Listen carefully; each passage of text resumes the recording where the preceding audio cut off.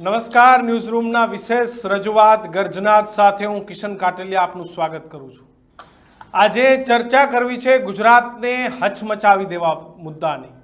ગુજરાતનો એવો મુદ્દો કે જે ધીમે ધીમે ચાલી રહ્યો હતો, પરંતુ આ મુદ્દામાં હવે ખુદ ભારતીય જનતા પાર્ટીના ધારાસભ્યોએ ઝંપલાવ્યું છે।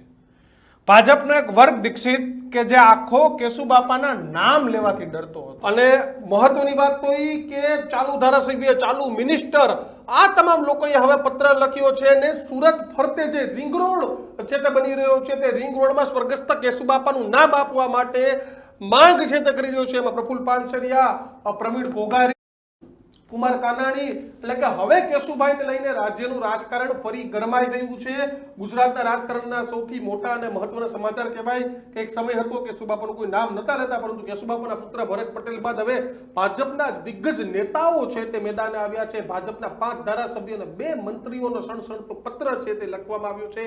પ્રફુલ્લ પાનસરિયા, મુકેશ પટેલ સહિતના મંત્રી, તો સાથે જ વિનુ મોરડિયા, કુમાર કાનાણી અને પ્રવીણ ઘોઘારીએ પણ પત્ર લખી અને માંગ કરી છે। આ જ મુદ્દે છે આપણે વાત કરવાની છે, પરંતુ અત્યારે ટીવી સ્ક્રીન પર દેખાઈ રહેલા તમામ પત્રો છે તો તમે જોઈ શકો છો। જગદીશ મહેતા આપણી સાથે જોડાઈ ગયા છે રાજકોટથી। જગદીશભાઈ, રાજકોટથી મૂકવામાં આવી હતી કે કેશુભાઈના નામે ફરીથી રાજનીતિ, તમે સંકેત પણ આપ્યા હતા કે ભારતીય જનતા પાર્ટીનો આખો પાટીદાર વર્ગ ફરીથી કેશુભાઈના નામે કદાચ રાજકારણ કરશે, પરંતુ શું લાગે છે? તમે જોઈ શકે છે કે સરદાર ધામ હોય, સામાજિક સંસ્થાઓ તો ખરી, પરંતુ ભાજપના સિનિયર નેતાઓ અને મંત્રીનો પત્ર।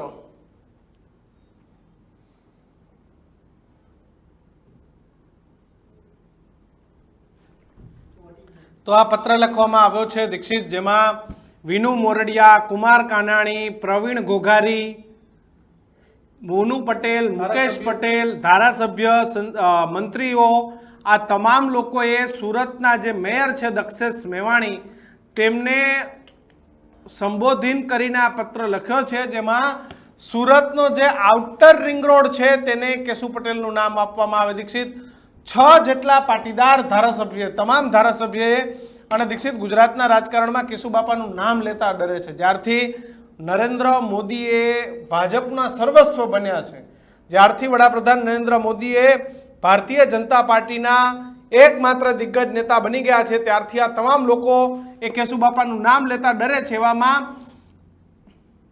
અલગ અલગ લોકોના પત્ર છે ને કહ્યું છે કે સુરતમાં નિર્માણાધીન આઉટ રિંગ રોડને પૂર્વ મુખ્યમંત્રી કેશુભાઈ જેટલા ધારાસભ્ય અને આ તમામ ધારાસભ્યોએ કેશુભાઈ પટેલ માર્ગ નામ આપવામાં આવે એવી માંગ કરી છે। જગદીશ મહેતા આપણી સાથે જોડાયા છે। જગદીશભાઈ, આ ચિંગારીએ રૌદ્ર સ્વરૂપ ધારણ કરી લીધું છે। આ પત્ર આજે કે ક્યારે લખાયા હશે, શું લખાયા હશે ખબર નહીં, પરંતુ આ પત્રો આજે 6 ધારાસભ્યોના હાથ લાગ્યા છે। જો આ ભાવિના ગર્ભમાં શું છુપાયેલું છે એનો આ એક પહેલામાં પહેલો દસ્તાવેજ છે। મેં આપને કીધું તું કે જેટલું ભારતીય જનતા પાર્ટી ગુજરાતના સરકારમાં અને સંગઠનમાં ફેરફાર કરવાનો જેટલો વિલંબ કરશે, એટલો એને આંતરિક બળવાનો બહુ મોટો સામનો કરવો પડશે। જ્યારે આંતરરાષ્ટ્રીય કુર્મી સેનાના નામે ચિરાગ પટેલ વગેરેએ કેશુભાઈની 4થી પુણ્યતિથિ રાજકોટમાં ઉજવવાનું નક્કી કર્યું હતું ને એના વિશે પ્રેસ આઉટ અમે જ્યારે કર્યું ત્યારે જ મેં આપને કીધું હતું કે ગુજરાતના રાજકારણમાં કેશુભાઈની રી એન્ટ્રી થઈ રહી છે। બિલકુલ, એટલે ઈ રી એન્ટ્રી એટલે હવે કેશુભાઈ જુઓ ગાંધીવાદી થઈ ગયા, નરેન્દ્ર મોદીવાદી થઈ ગયા હોય, સંઘવાદી પણ હોય, હવે કેશુભાઈ વાદી। ભારતીય જનતા પાર્ટીમાં એક એવો નવો વાદ ઊભો થઈ ગયો છે જેને આપણે કેશુભાઈ પટેલ વાદ કહીએ અથવા તો પાટીદાર વાદ કહીશું। કારણ કે અત્યારનું જે ગુજરાતનું સંગઠન અને સરકાર બે છે એમાં જે લોકો શીર્ષ સ્થાને છે એને કોઈ પાયામાં એટલું કોઈ લોહી રેડ્યું નથી જેટલું આ પત્ર લખનારા લોકો અને એની બેકગ્રાઉન્ડમાં એની પાછળ જે લોકો છે એને રેડ્યું છે। એટલે હવે આ પ્રકારની શબ્દાવલ અને શબ્દવેધી બાણ પણ તમે કહી શકો। બિલકુલ, કારણ કે શબ્દવેધી બાણનું શું હોય, જે રીતે આપણે સરનામું લખીએ અને પોસ્ટ જે તે જગ્યાએ પહોંચે, એમ આ શબ્દો જે છે એનું મૂળ લક્ષ્યાંક જે છે એ વાત એમ છે કે ભારતીય જનતા પાર્ટીના સંગઠનમાં અમે જે મૂળ ભારતીય જનતા પાર્ટીના લોકો હતા અથવા તો છીએ, એની અવગણના તમે કોઈ કાળે કરશો, તમે લાંબે ગાળે ચલાવી નહીં લઈએ. અત્યારે એના ભાથામાં આ બ્રહ્માસ્ત્ર જેવું બાણ આવ્યું છે, જેનું નામ છે કેશુભાઈ સવદાસભાઈ પટેલ જી. તો જગદીશભાઈ, આ બાણ આવી ગયું. અત્યાર સુધી કેશુબાપાનું નામ લેવા માટે ભાજપના નેતાઓ બીતા હતા. શું કામ બીતા હતા એ ગુજરાતની જનતા પણ જાણે છે ને તમે પણ ને હું પણ જાણું છું.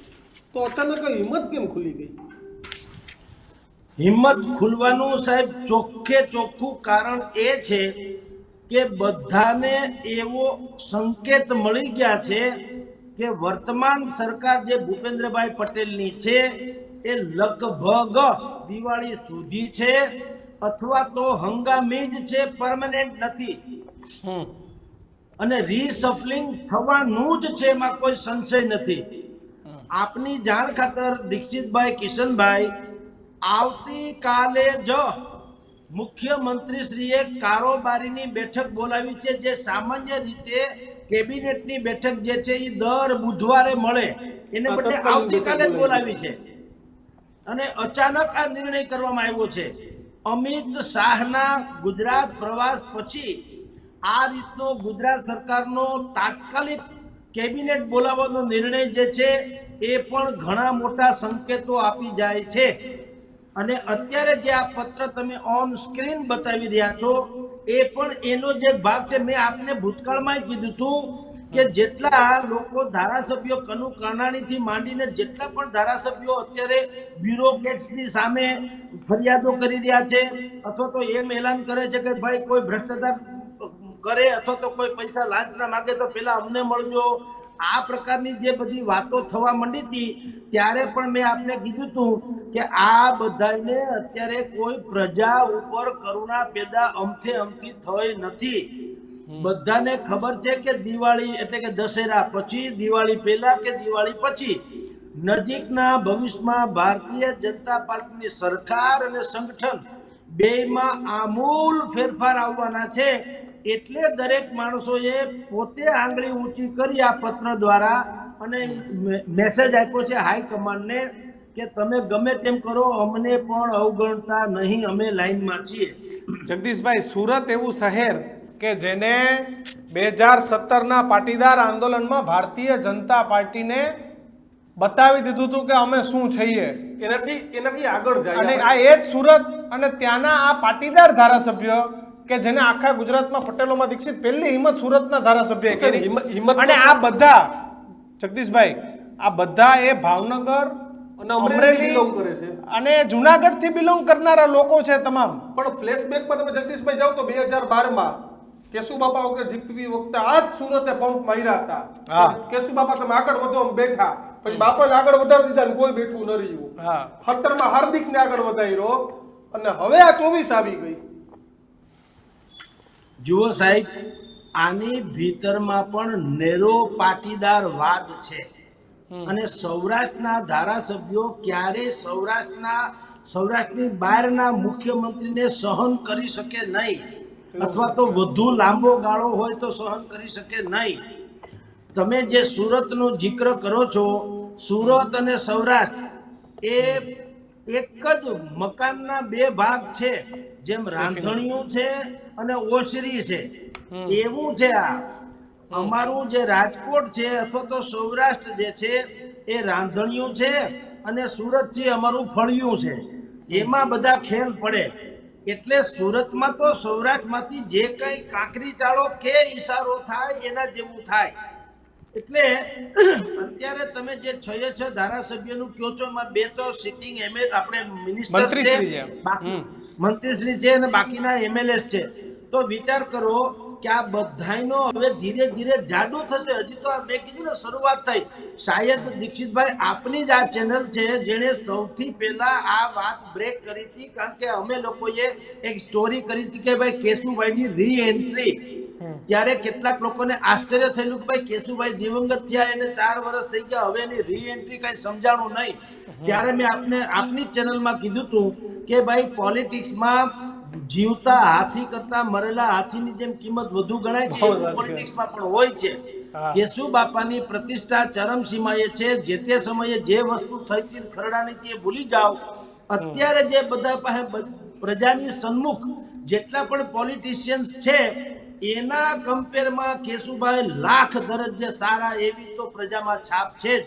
અને એટલા માટે થઈને હવે પાટીદાર સમાજ એમ કે છે કે માં મને છમ વડું, એક કહેવત છે ખબર છે, માં મને છમ વડું, એટલે કે અમે અત્યાર સુધી CR પાટીલના શાસનકાળમાં પાટીદાર સમાજે ઘણું વેઠ્યું, એણે પોલિટિક્સમાં પણ ઘણું બધું પીછેહટ કરી અથવા તો હાસ્યમાં ધકેલાણા. હવે એ બધાને ખબર છે CR પાટીલ દિલ્હી જવાના, એટલે કે દિલ્હી તો વયા જ ગયા છે. હવે આ ચૂંટણી પૂરતી જ વાત છે, ગ્રામ પંચાયતોની એ નક્કી છે. અમિત શાહના આટાફેરા વધી ગયા છે બુદ્ધિપૂર્વકના, અને એના આવ્યા પછીથી સરકારમાં પણ ચહલ પહલ મચી જ રહી છે. હર્ષ સંઘવી ધારા કરતા વધુ પાવરફુલ હોવાનો દેખાવ કરી રહ્યા છે. ભાઈ ભૂપેન્દ્રભાઈ પટેલ એ એવું ઈચ્છે છે કે હવે મારે કદાચ અસ્તાચળના ઓળા, એટલે કે પડતીના પડછાયા અથવા તો સૂર્ય આથમતો હોય એ સેન્સમાં હું અત્યારે એ ચાલી રહ્યા છે. એટલે એક વચ્ચે વાતે આવી હતી કે એના પુત્રના સારવાર માટે થઈને અમેરિકા જવાની પણ વાત તેઓ કરતા હતા. આમ બધા સમીકરણો તમે જે જુઓ તો હવે રીસફલિંગ છે એ લગભગ ફરજિયાત જેવું થઈ ગયું છે. અને આપણે ઘણા સમયથી સાહેબ કહીએ છીએ કે ગુજરાત સરકાર કે ભારતીય જનતા પાર્ટીનું હાઈકમાન્ડ જેટલું મોડું કરશે એટલું એને નડવાનું. તો અત્યારે પણ તમે જુઓ જે કઈ સ્થિતિ પેદા થઈ, આ પત્ર લખવાની ક્યાં જરૂર હતી? તમે આને આ વાત ત્યાં જઈને કહી શક્યા હોત, અને જો એ સરકાર માની ગઈ હોત તો ધૂમ ધડાકે જાહેર કરી શક્યા હોત, જેથી કરીને જે ઇન્ટરનેશનલ કુર્મી સેના આ મંત્રીઓને કેમ એમ થયું, આ ધારાસભ્યો ભાજપના, તમે સમજો ડાયરેક્ટ આ તો 2 મંત્રી છે ને, પ્રફુલ્લ પાનસરિયા અને મુકેશ પટેલ, એટલે સુરતનું સર્વસ્વ કહેવાય દીક્ષિત. અને મેયરને ફોન કરીને કહી મેયરને કહી દે ભાઈ કેશુબાપાનું નામ રાખવાનું છે. તો આ પત્ર લખાય, અને પાછો એક લખે તો બરોબર છે જગદીશભાઈ, 6 જણાએ પત્ર લખ્યા વારા ફરતી અલગ અલગ તારીખોમાં. આમાં સુરતના 2-3 ધારાસભ્યો બાકી છે, સંગીતા પાટીલ, પટેલ, નોન પટેલ લોકો નથી લખ્યા. મુકેશ પટેલ નહીં, કોડી પટેલ છે, પણ એક હર્ષ સંઘવી, પછી આ સંગીતા પાટીલ, એક જે એક ધારાસભ્ય 84 બેઠક વાળા, એટલે 2-3 બાકી છે, બાકી બધા લખી રાખ્યા. તમે કિશનભાઈ દીક્ષિતભાઈ લખી રાખજો. ભારતીય જનતા પાર્ટીના ગુજરાત એકમમાં CR પાટીલનું જૂથ હવે નજીકના ભવિષ્યમાં હાસ્યામાં ધકેલાશે, અને મૂળ ભારતીય જનતા પાર્ટીના જે અત્યારે પત્ર વ્યવહાર તમે ને હું જેની ચર્ચા કરીએ છીએ એવા લોકો જે છે એ ફરી પાછા મેદાનમાં આવવા માટે થઈને ખુલ્લેઆમ આવશે. એટલે જો સરકાર, એટલે કે અથવા તો ભારતીય જનતા પાર્ટીનું હાઈકમાન્ડ આ સ્થિતિને કંટ્રોલ નહીં કરે તો વળી પાછો વિપક્ષને ન જોતો હોય એ પ્રકારનો મુદ્દો હાથમાં મળી જશે, અને અહીંની જે સરકાર આટલી ટ્રીમન્ડસ બહુમતી વાળી છે એ પણ હચમચી જશે. CR પાટીલના જૂથના લોકો સાઇડ ટ્રેક થઈ જશે, આવી શક્યતાઓ, સંભાવનાઓ કેમ? એટલા માટે કારણ કે CR પાટીલે આ બધા જ લોકોને સાઇડ ટ્રેક કરી દીધા હતા.